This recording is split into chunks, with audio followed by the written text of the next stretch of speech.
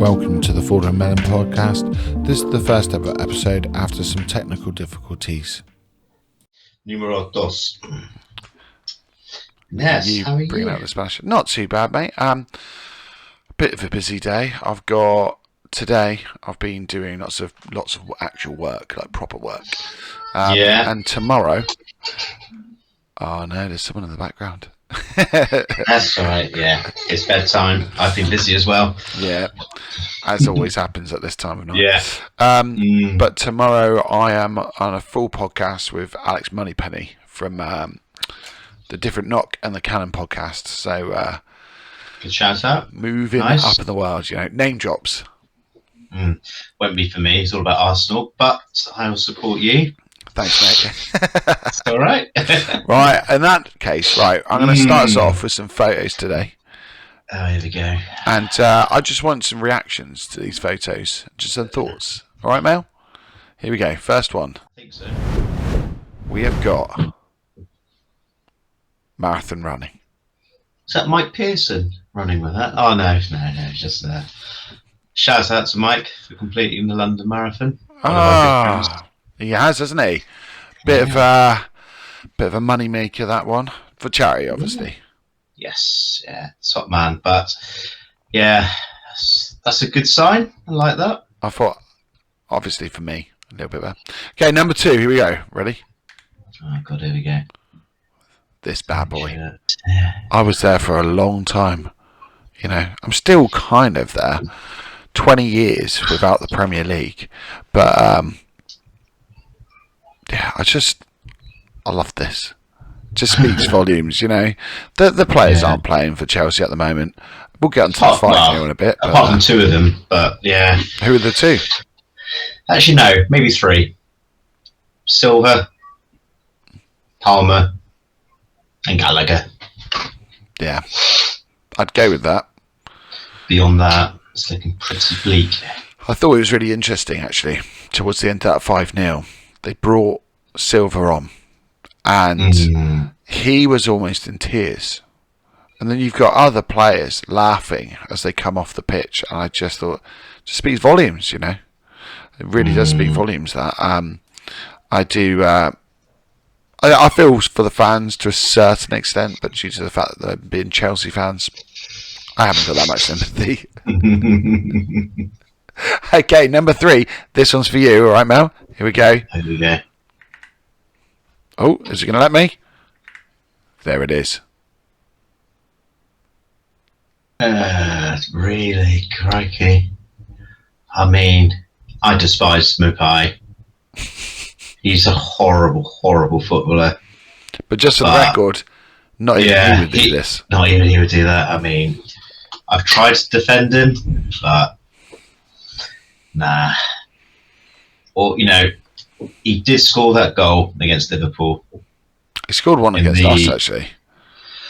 Well, no, I think that FA Cup game, let's say, I'd like to say that catalysed the downfall of their season, the Klopp farewell tour. So for that, you got to give him some credit. But, yeah. Do you? 80 million quid. He was awful again today, but biggest we'll get onto flop? the game later. We'll get onto it later. Okay. Oh, the refereeing decision. No. Fair enough. Okay, we'll move on to the next one. Here we go. So, Nicholas Jackson. Nicholas Jackson at the moment is getting absolutely lambasted for his chance conversions. Okay, and I started looking into this, and then this popped up. It was really interesting. So I was an FB ref having a little look. The geek I am. And what surprised me first was Dominic Solanke. Look at him. Look at the amount of chances he's taking. And then you look at Haaland, and I think that, he's not a big chance converter anyway. He usually takes quite a few chances. He did last year, even when he scored dozens, But look at Nunes, where he is. He's awful.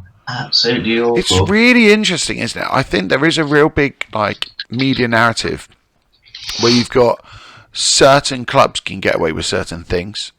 So Liverpool at the moment, They're falling away, aren't they? Let's be honest. But They are.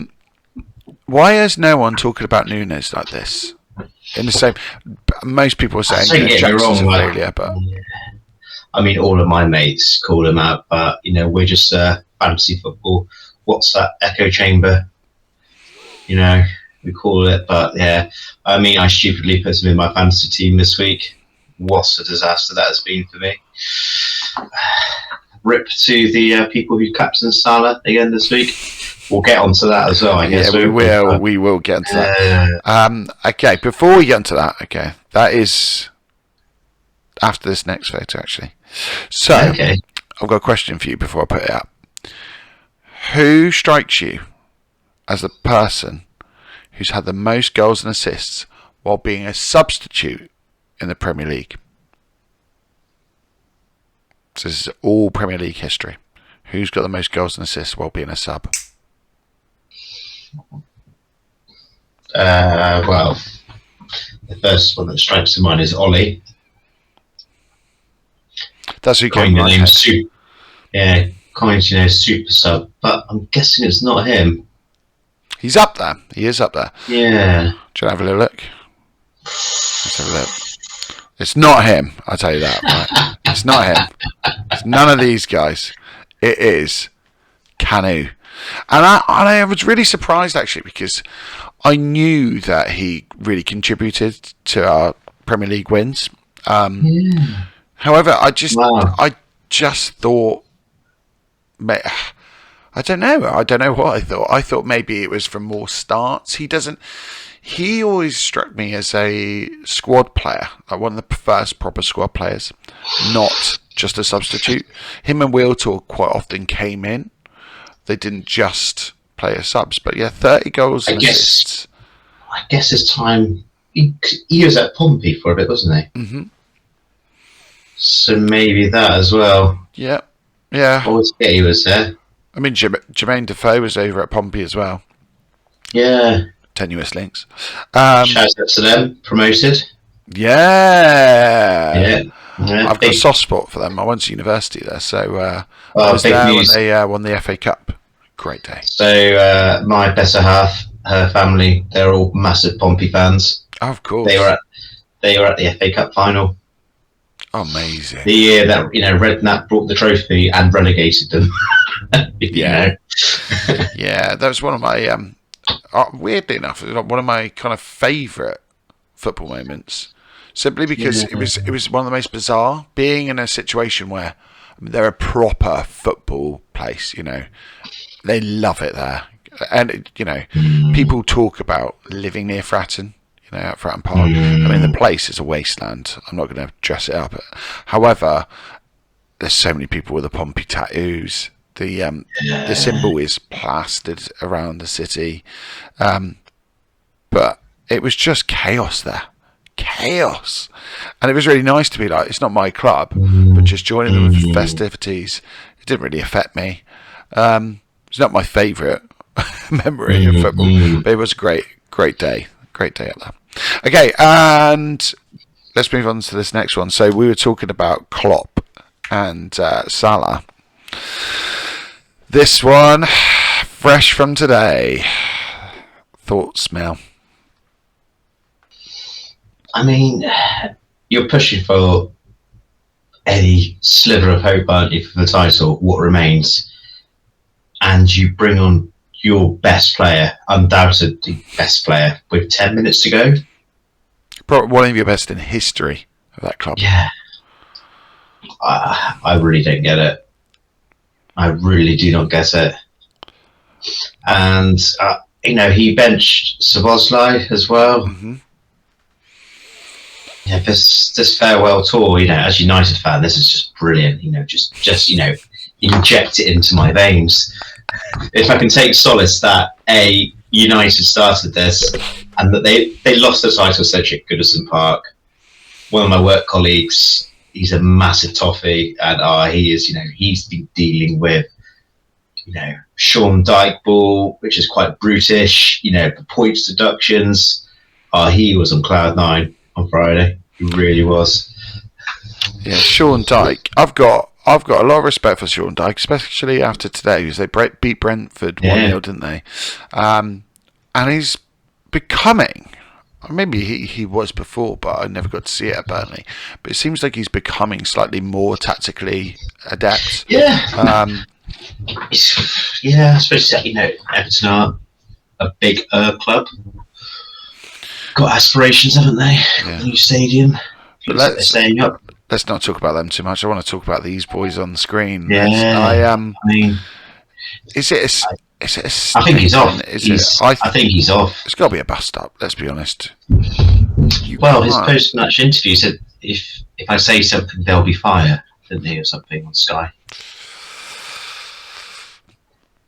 I feel like he should have gone last year, right in the summer. Yeah, but where does he go? He goes to who can afford him? The East, doesn't he? I thought PSG maybe. Interesting one. What with Mbappe going? Yeah, I don't know. The obvious choice is the Saudi leagues, but I don't know. A lot of players are regressing it, aren't they? Mm-hmm. I can't see him in Spain. No, I think that move's gone past him now. And the Italians can't afford him. No, definitely not. No, I didn't think about the PSG link. It's funny because a lot of people have been talking about. I know Osimhen put out a little. I don't know what you'd call it. I mean, he was just trying to reel in some news, wasn't he? Keep himself in the limelight. But he put out that statement about, I'd like to go to the Premier League. I know where my next club is. To me, apart from Chelsea, because Chelsea seem to just, I don't know, do the most bizarre things. I don't see him going anywhere in the Premier League. I see him going into PSG for big money to be that Mbappe replacement. That's who I see going there. Him falling out with people at Napoli, I think he has to leave now. But he's almost putting himself, in a bad position now. He's kind of weakening. If it comes out of the woodwork, it really is going to be interesting.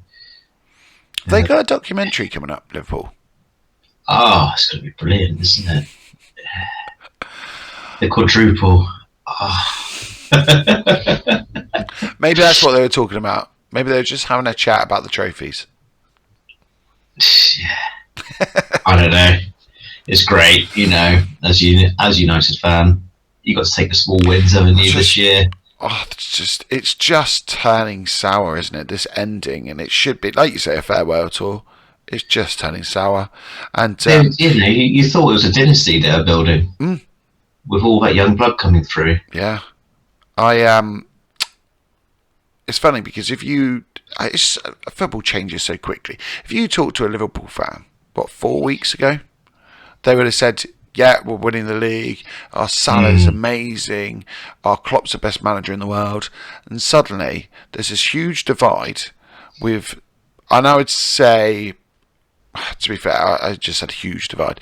I'd say about 80-90% of what I've seen online is people in Klopp's corner saying he made Salah, he's the reason Salah is who he is now. And then at the same time, a lot of people are saying, "What on earth are you doing, bringing him on?" As you said, late in the game, he is your biggest goal-scoring threat without a shadow of a doubt. And he might be in a bad patch, but sometimes you've got to play players through a bad patch. And at this he's really gone off the boil since AFCON. He hasn't been the same since that hamstring injury. Yep. How old is he now? Is he 32? Something like that? I can say, yeah. Let's look it up quickly. Have a little look, Mel. Yeah. But, while you're looking that up, I am going to say 31. 32 in June. So, he is winding down his career now. He has, all players have to at some point. But it's not the way I thought it would be. I thought Salah would be, in their hearts with the Scouse. It's strange. If he leaves, give it a couple of years, and he will be. They'll love him to bits. So it is the way it is. But right now, it's not a nice ending. And then moving on to our next topic, because this is more for you, really. Okay, rather than these two guys. This one is here. So Eric Ten Hag today saying, "We are one of the most dynamic and entertaining teams in the league at this moment. We're creating loads of chances by playing good football." Is this like a personal text which has gone to like Ratcliffe and it's made its way out? Because that's a stretch, isn't it? A stretch. They're stretching, and then I'd agree with entertaining for the neutral. I mean, when you're suicidal. Yeah, I saw a tweet. Someone had put something out saying, "How many?" I was in a Man United fans. How many chances did Arsenal let Bayern Munich have? So it was 15, right? Bayern Munich currently average 20 chances a game, so it's like 5 under what they average. So as much as Arsenal did not defend well across the, both legs really, we're still preventing them from having as many usual chances. Today, your nemesis. I won't name the team just for your own sake, but they had over 20 chances against United today. As far as I'm aware, I could be wrong here, but as far as I'm aware, they did. And I just think the spaces between the players at the moment is just criminal. Yeah, I don't know. It's like, I do think he deserves one more window. One? There's just January, and then you... I was going to say off him, but that might be a bit severe to off. There's just a lot of deadwood that the club needs to sort out. They just need, I don't know, not rush players back from injury, and just build a squad which is capable of playing together. It just seems to be, I don't know, a team of misfits. Like I said, in the FA Cup, we've got Casemiro playing at centre back. It's it's a stretch. Even when Johnny Evans. How is Johnny Evans back there? Yeah. I mean, like I take my bias out of the way. Okay, take my 90s bias, but I just don't understand how a club as big as Man United could let Johnny Evans go. Okay, and bring him back at this point in his career. I don't understand that. I look and I think there are plenty of other players they could have brought in.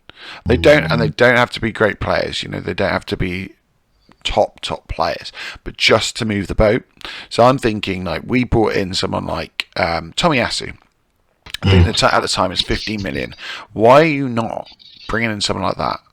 I don't understand it. I just don't understand it. It's bizarre. Yeah. I don't know. Injuries have been a killer this year. Mm-hmm. But, to have Luke Shaw back would be massive. Martinez, the team plays so much better when he's playing. I know Maguire has played well in recent weeks, but he makes me nervous when he's on the ball. Yeah. Yeah, whereas with Martinez, he is very good at his feet. His distribution's really good. I like him. We were in for him, and then you guys came in with a bigger bid. But they're just trying to rush him back. It's happened twice this season. See, I think Arteta was looking at playing him as a left back in our team because he's got good progressive passing. He's and what's he called is injured as well. The other guy that Ten Hag brought in, it's gone from me. Begins with an M. Melon. No, it's gone from me. Oh, the fullback. Yeah.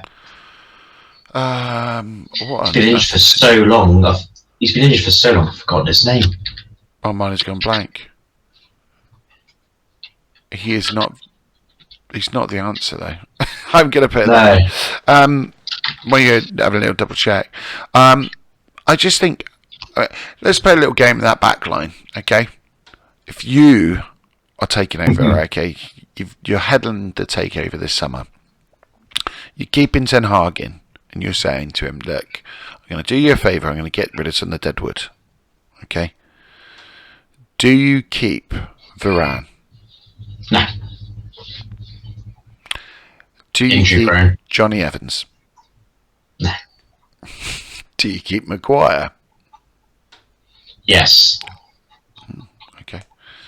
Actually, is Varane... I think Varane's out of contract this summer, isn't he? Yeah, he is. Yeah.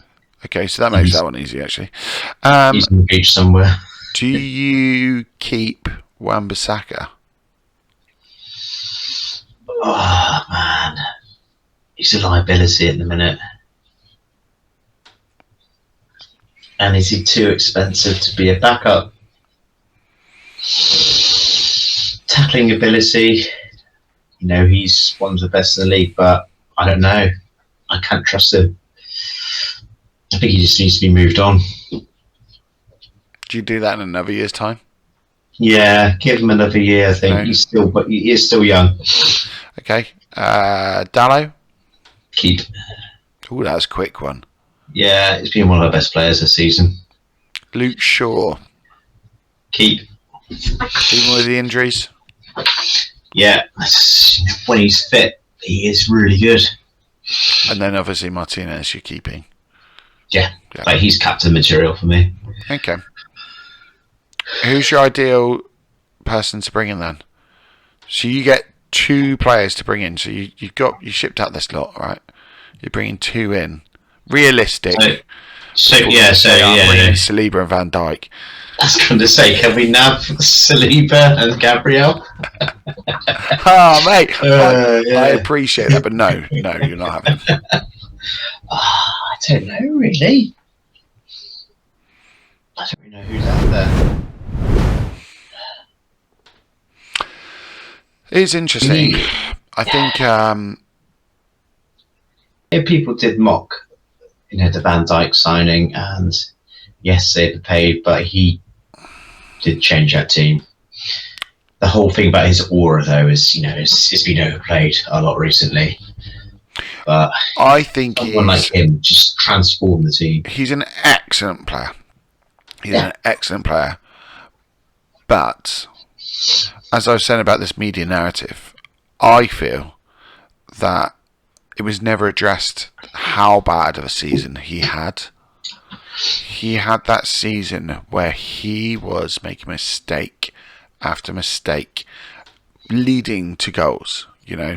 Not just it's a mistake and it's cleared up by Alisson. He was making dreadful mistakes.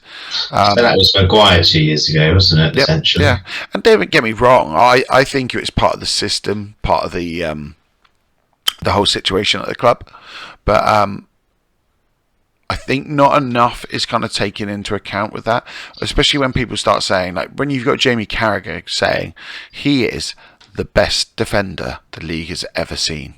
No. He might have. He might. I would agree if he changed his wording and said he had the highest peak as a centre back. I could kind of go, okay. I'd have to have a bigger think about that. However, I've got a couple of names I could add to that list who we're going to talk about signings later. Ooh, interesting. Yeah. Okay. Yeah, okay. Right. Let's move on then. So, next part. Your thoughts on the Arsenal 5, Chelsea 0. I mean, what was it Pochettino said? Arsenal bloody brilliant. That's what he said. I think he wanted to say to prove that Chelsea can play without Palmer or something like that, wasn't it? was. And yeah, that blew up in his face. Like, crikey. My mate who's a Chelsea fan text us. Without Palmer, they'd be like 18th in the league. I think the commentary said that during the game, and the funniest thing was that I'm not even joking. I cannot remember for the life of me who the commentator was at the time, but he said something to the effect of, "But obviously, the player who could have been playing in place of Palmer probably would have scored with his goals." And I was like, but there's like 11 players. They're not playing with 10. Yeah. The player who's replacing him is playing. Yeah, and most likely the player playing in place of him would be Mudryk. Yeah. And we know right now he is not converting in this team. What a fraud he is, and what a bullet you guys dodged. Do you know what's funny about that? Hot take. I can remember you, I don't know, getting very, very excited about him. Okay, ready? Here we go. Disclaimer, I did get very excited about this. However, even worse than that, I would probably still take him now.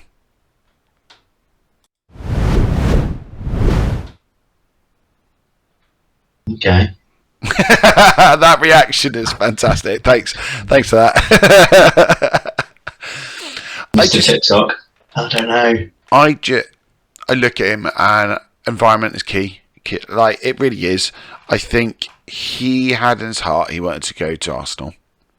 The deal was done. He was twerking like Kivior's missus. If you haven't seen that, she's world champion twerker. So I don't know why that's nice. Twerker.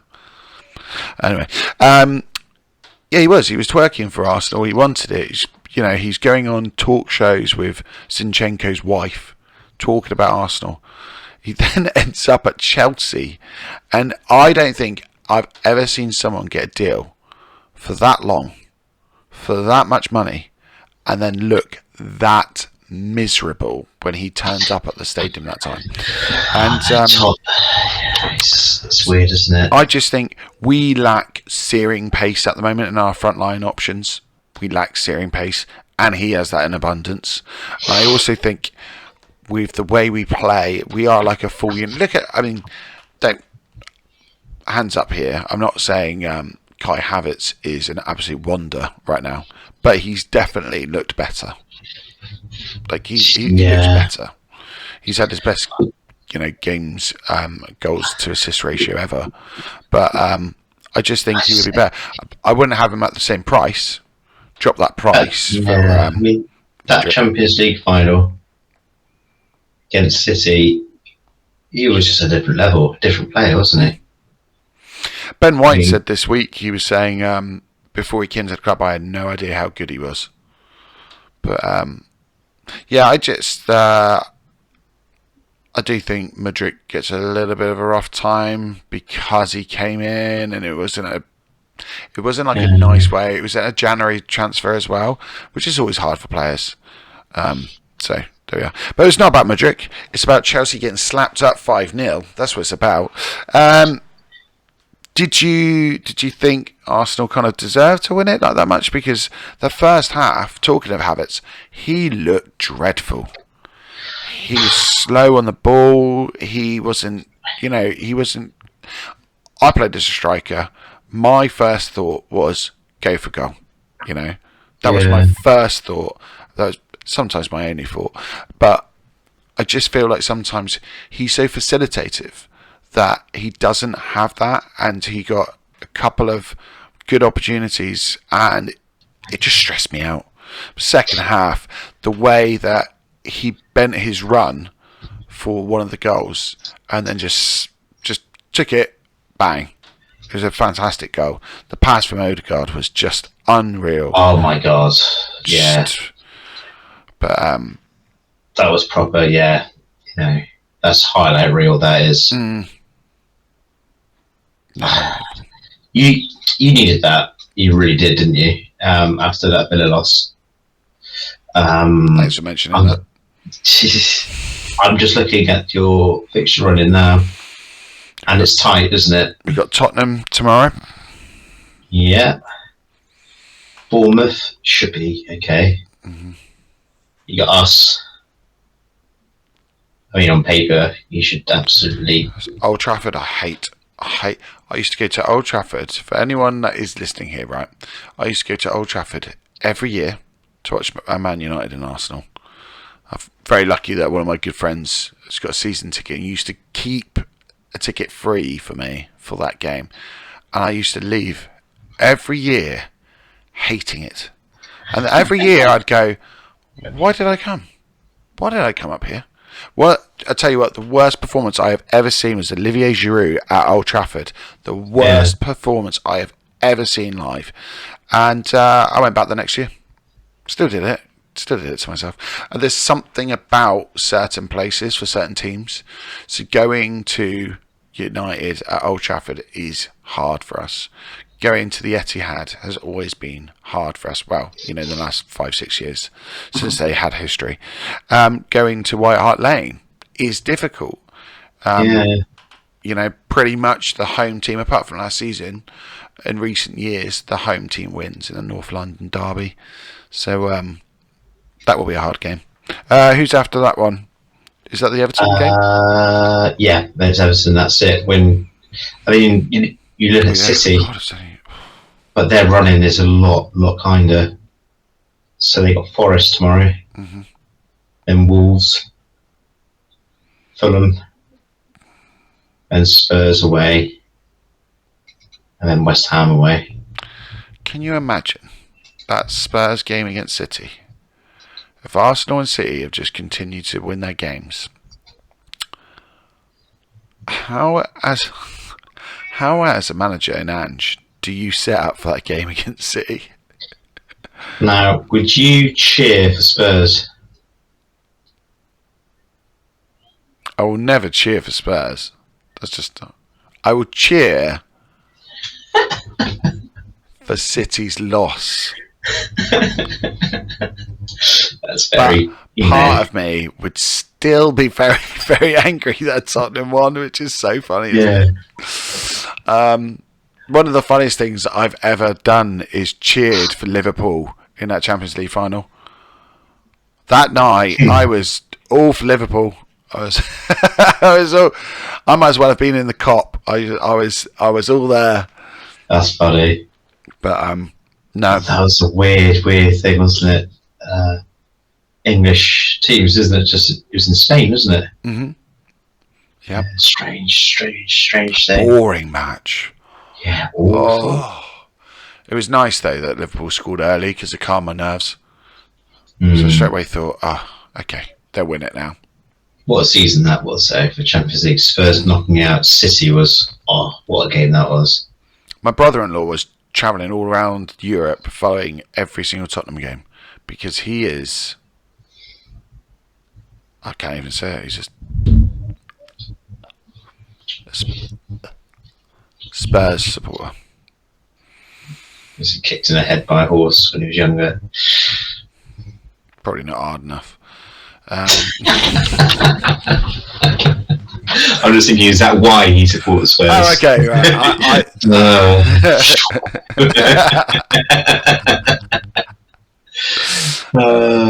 Disclaimer, we both got kids and we're both tired. No, I do think it'll be interesting. I mean, I think Ange, as much as I'm not his biggest fan, there's a few things, there's just something about him. He's like this media darling at the moment, just simply because he just says, mate. Oh, mate. And he's done. He's, get out of jail free card here. You're down to 10 men, you're playing a high line and you're getting spanked. Oh, mate. Oh, no, that's fine then. Okay, sound. Oh, don't worry about it then. Oh, Ange's got it all under control. I just think... it was a strange signing, I think, but I think he's done all right. I think he's overachieved, to be honest. I think if they finish 5th, they'd have to be happy with that. I think they've been the 5th best team in the country. I think they lost their talisman and they lost Lloris. And don't get me wrong, as much as people get Vicario's done really well, you cannot just replace experience like that. You know, he's a World Cup winner. Yeah. So I think he's done all right. But it's almost like that Kevin Keegan moment. Do you remember that? With Fergie and Kevin Keegan when they yeah, I love it. Yeah. And it's essentially, I'm doing that right now. Are Spurs going to put out a second string team? They're going to put out a youth team against City right at the end of the season to make sure Arsenal don't win it. I don't know. Yeah, I think we deserve that 5-0 win. I think against Chelsea, going back to that because we're going off a tangent, and I like to bring that up a few times. So it was 5-0 win. In case you didn't know. 5-0. And we dominated them. And the best thing about it was, for me, recent years, Arsenal have not put teams to the sword. And I have had to witness some absolutely brutal beatings from Bayern Munich, from City, from United, from Chelsea. Yeah, thank you. Yeah.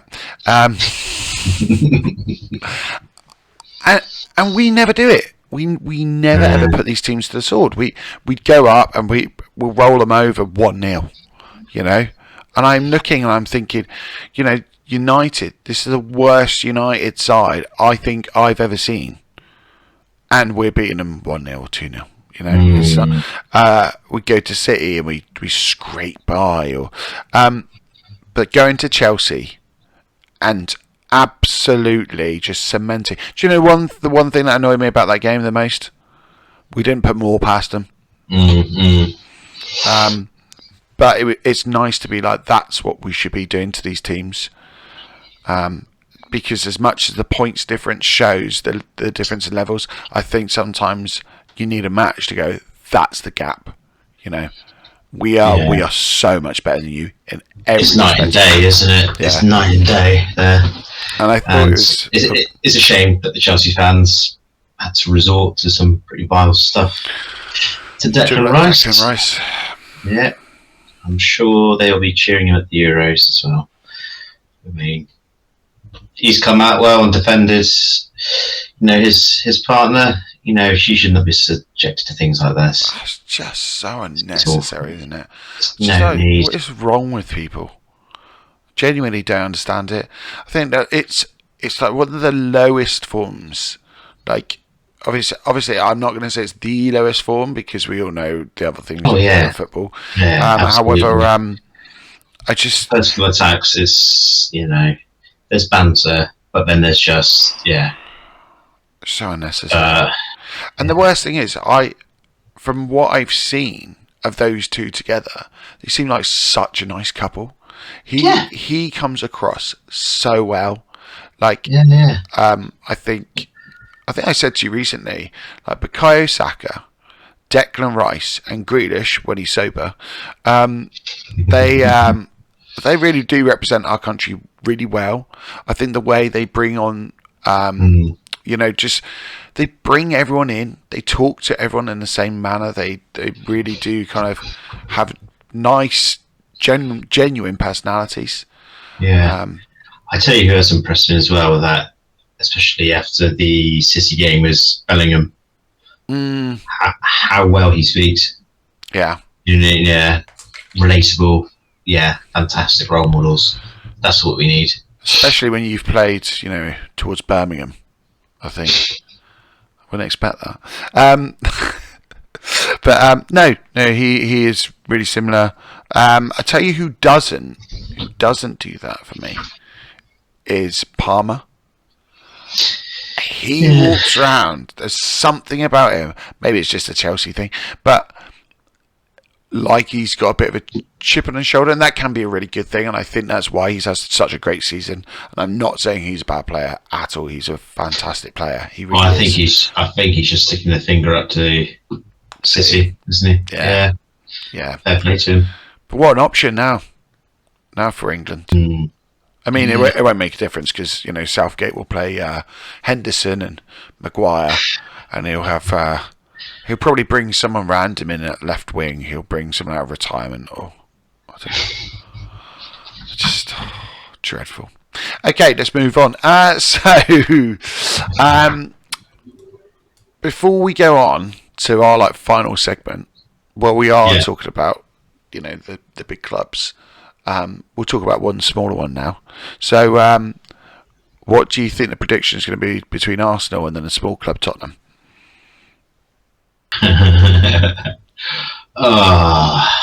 So look, where is it tomorrow? At White Hart. At Spurs. Oh, well, What's the worst? Not White Hart, is it? Yeah, you know what I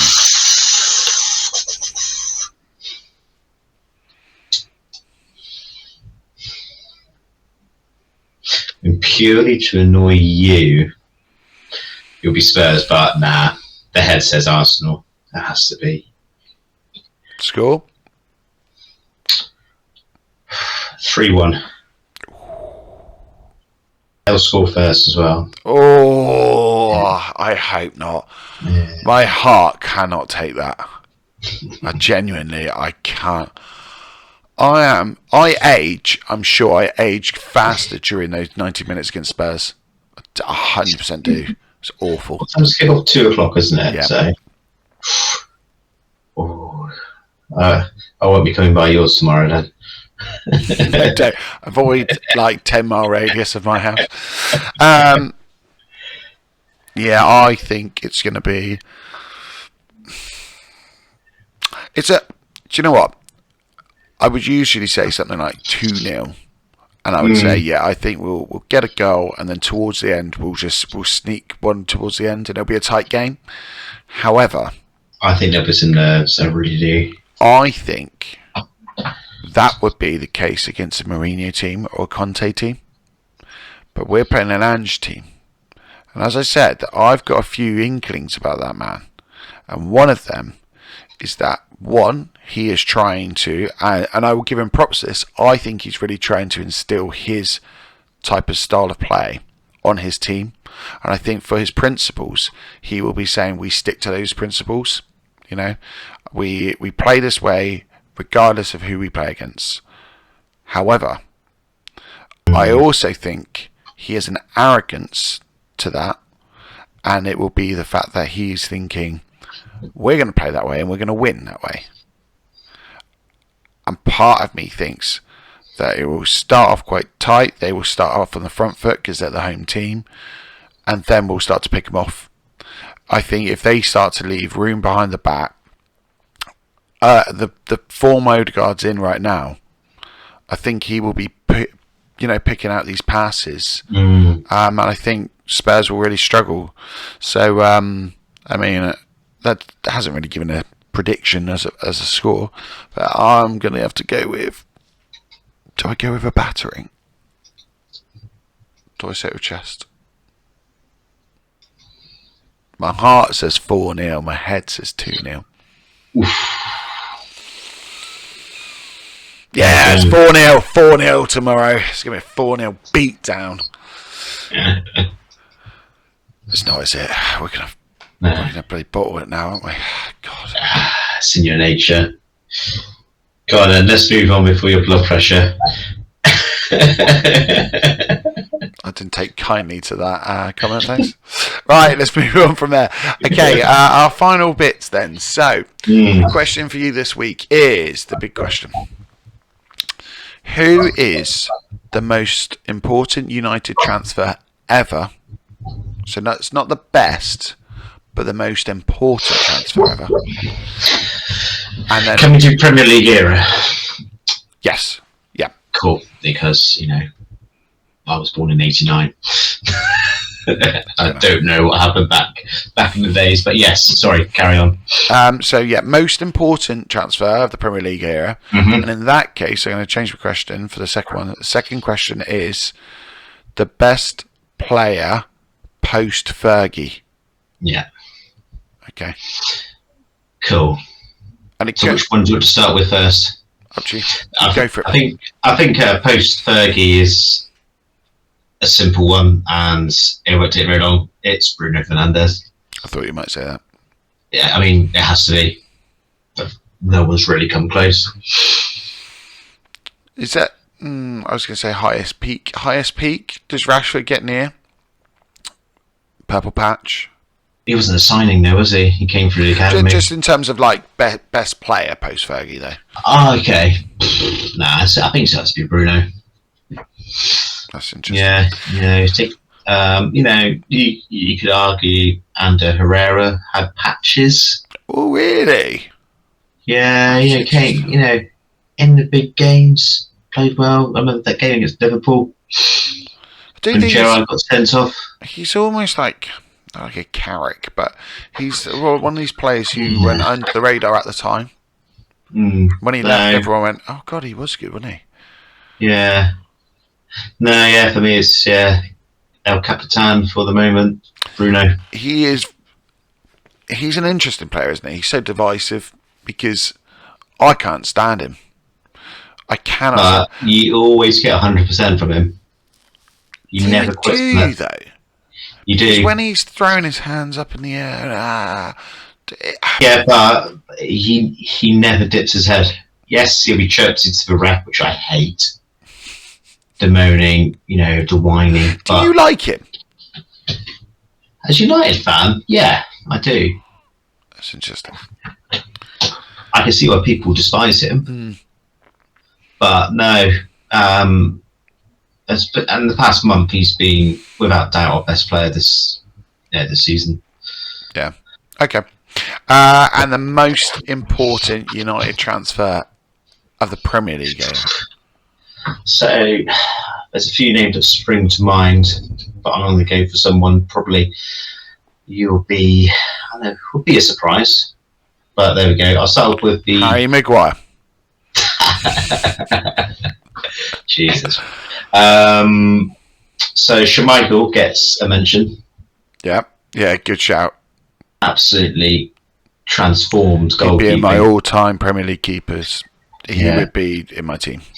Yeah. Longevity, the fear he probably induced in his players, and the others. You've got players like Rio was a hell of a signing. Mm-hmm. You've got Rooney, who I'd stick up there. Could you imagine if he went to Newcastle? Because he almost did. Did he? Yeah, he was almost. Yeah, they almost hijacked that. It's a weird one. Who else in there? Ronaldo again. So Ronaldo's not your choice? No, it's a £7 million Serbian. Really? He came into Nemanja Vidic. Oh. For that money and that partnership that he developed with Rio Ferdinand. Don't get me wrong, Rio Ferdinand came as a superstar. Yeah. But he needed someone, didn't he, to play with him. And I just think for £7 million, sorry, that's the dog there, she's woken up. She agrees. I would say he's, top 5 all-time defenders in the Premiership. It's funny, he doesn't get the credit he deserves, which is really strange. Yeah, and I just think for that money, for what he achieved, I don't think Rio would have, got half the accolades he would have if it wasn't for playing with him. So yeah, a bit of a left field choice, but yeah, Nemanja Vidic. No, I like that choice. I love that choice because he's one of the players that I quite often you see these things on YouTube and it's like, name your all-time 11 Premier League team. And it's really difficult because you've got players in different eras and you've got, different styles of play and things as well and formations. And I quite often look at him and think, he's one of the players I would hate to play against as a striker. I would hate it. The players that I hated were the ones that could match me in terms of like going for it, and I'd always be up for it, but I'd think it's going to be a long game. It's going to be a long game because the players that were good playing at the back and quick and they could read, you could find something to get over them, and that would quite often be the little step on their toes, the little nudge in the back, like having a word in their ear. But Vidic strikes me as the type of person that would probably up his game. Yeah, he would probably 100%. react in a real good way. And then you've just got to play better than him, which wouldn't be easy. Nice, I like that. Okay, that's not how I thought. That's really interesting. And you know what? You didn't name mine. I had another player down, which kind of links to mine. Okay, so most important United transfer in the Premier League era. Is he Premier League era? Was it just as it was changing? I don't know. I think it's Premier League era. Eric Cantona. Yeah. He changed. Yeah. He changed United's fortunes. He was absolutely just a maverick, just a fantastic player. Had everything. I loved him. You talked about an aura, with Vidic, not Vidic, Van Dijk, but Cantona had an aura. He had this ego that only the best have. Thierry Henry had that ego. Muhammad Ali had that ego. Usain Bolt had that type of ego. It's that ego of this is my home at Old Trafford. I can do what I want. And I think he catapulted United. And although they never won the treble with him or anything, I don't think they would have won those trebles without him coming in. I really don't.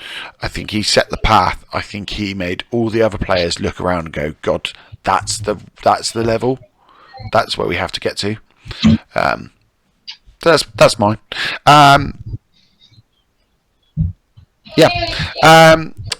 In terms of Arsenal, though, here we go. My most important transfer, Dennis Bergkamp. Same as me, that is. Really? That's interesting. See, there they are. Nice. I'm so happy you said that. The price, we're talking about someone that won the 92, I think it was, UEFA Cup final with Ajax. He was 3 years running top scorer in the Eredivisie. And he wasn't a potent goal scorer, but he came from that background. Went across. He was meant to go to Real Madrid. Johan Cruyff said, "Don't go to Madrid." Obviously, he had that Barca connection. Don't go to Madrid. And then he went to Italy because obviously Serie A at the time were the best, best league in the world. Went to Inter. And I have to say, it was a really interesting kind of time because when he went to Inter, they dropped, and I want to say they dropped down to 13th, and then 5th in his second season. He still won the UEFA Cup there as well. In a bad season, it's the UEFA Cup. Transfers across to Arsenal, 95-96. Poor bloke had to play for Bruce Rioch. If anyone doesn't know who Bruce Rioch is, and they're an Arsenal fan, please look him up. But don't spend too much time; it will make you depressed. Went to I want to say his first game was against Middlesbrough, and he didn't score for 6 games. And the whole country said, "Oh, he's a flop. Oh, he's not. He's terrible. Oh, they should have known. Look at him at Inter." And then he scored 2 goals against Southampton, and that was the man. That was the making the Iceman. Then there's 2 memories I have of him which really stick out for me. The goal against Argentina. Oh yeah. With that famous commentary. Yeah. Sounds like there is bear come. In a very Dutch accent, but Martin O'Neill describes it as the best hat trick he'd ever seen against Leicester. Yeah. That always sticks in my mind. I can remember watching as a kid. It's a Match for Day or the ITV version of it. I can't remember which one it was back then because they went between the 2, didn't they? Yeah. BBC and ITV. But I can remember watching that over and over again. That's so funny, isn't it? Yeah. As a player not from your team. Yeah, and do you know what speaks volumes is those 2 are not the 2 that come to mind for me. So for me, it's that Newcastle, the flick and turn that was just it's a thing of beauty. It's not even, that's one of those things where you look and you go, God, and who does that now? Genuinely, who does that now? Who has the ball played into him now, and then has the audacity to ping it one way, turn the other way, and then just a little slotted finish? That's the memory I have in my head with him. But before I stop on that one, little quote from the great John Hartson. If he played in the snow, he wouldn't leave any footprints. Oh, that. Anyway, some wise Welsh wisdom there. Yeah, don't think I've ever heard that phrase, the wise Welsh wisdom. Nice alliteration. Sorry, Mike, if you're watching. And the final one then, who is your Emirates, well, not Emirates, post-Wenger best player? Ooh. Caught me off guard there because I didn't have this one prepped. Yeah. Let me have a think. How long have you been at the Emirates? Too long. 2006, was it? I need to check this. I should know because it says on one of my shirts, to be fair. I'm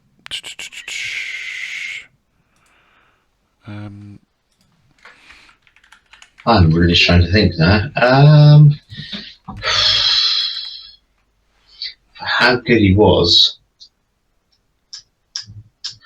but I don't know because he was so bad for us. I know exactly who you're. Yeah. Old Alexis. Oh, I thought you meant Mkhitaryan. No. Sylvester. He was fantastic for us. Oh my God. You know what? I can't actually see you. Opening date. When did it? 2006, July 2006. I was right. Thank God. Before I put out on YouTube the fact that I can't remember a year. Yeah, I think peak Alexis. We need that player right now. Yeah, you do. We would be winning the league this season with him. I think he's. We missed that against Bayern Munich. We miss a moments player right now. I think Liverpool have got Trent stepping up for free kicks and things. Usually they have Salah, as much as that's a bit of a sore note at the moment for them. City have got a bit of inevitability with Haaland. They've got Kevin De Bruyne, who just pops up and just, Phil Foden. Foden at the moment, I must say, as much as I'm sure he should be working on the trolleys or something at Co-op. Yeah, he does. But we don't have that. We don't have that. And I think Alexis, he was just unreal. He had that season. And it was, he should, I mean, I'm slightly biased, obviously. I'm really biased. I'm guessing you agree. Yeah. I think he should have won Player of the Season that year in the Premiership. Let's have a look. Alexis, best Premier League goals, assists. What did he get? No, I'm not a robot. Don't you hate it when that just comes up? Oh, yeah, 100%. Okay, here we go. Against Eden Hazard in the 2014-15 season. So Hazard 38 appearances, Alexis 34. Alexis scored 2 more goals, had 1 less assist. So he had 16 goals, 8 assists in the Premier League that season. And I'm pretty sure, I want to say, he had... What did he have? Oh, is this going to open up? I can't remember. I can't see it now. I want to say he got over 30 in all competitions that year. Hell of a player. But he would just pick up the ball, take it past the man, just the ball striking was just unbelievable. And another thing is he's born winner. the fact that he did it in Copa America with Chile multiple times, beating that Messi Argentina side. And people will say, oh, that Argentina side wasn't that good. But when you've got players around you like Mascherano and Higuain and Di Maria. Di Maria is probably one of the best big game players ever. And Alexis is turning up with Vidal and some other blokes that no one knows the name of and winning it. I think he was fantastic. Right. That's good. Nice to have a chat with you, mate. And you. I enjoyed that. I don't know how we close off these things, though. No. See you next time, I guess, mate, and I hope you're in a good mood. Because obviously Arsenal are going to win. 4-0. 4-0. I'm saying it again. I've said it a couple of times now, so we'll see. I might put a little wager on that just to be sure. Yeah. Thanks, mate. Nice one, mate. And hopefully you will still be enjoying some of the most entertaining football in the Premier League under Ten Hag. FA Cup champions 2024. Oh. You heard it here first. It's not long. Luckily, you've only got City to play against, so yeah. Yeah. Great. And after your last win in the semi-finals, you'll no doubt be confident with that. At least we're there. That's true. That's better than us this season, to be fair. All right. Thanks, everyone, if you are watching. And this is Melon out.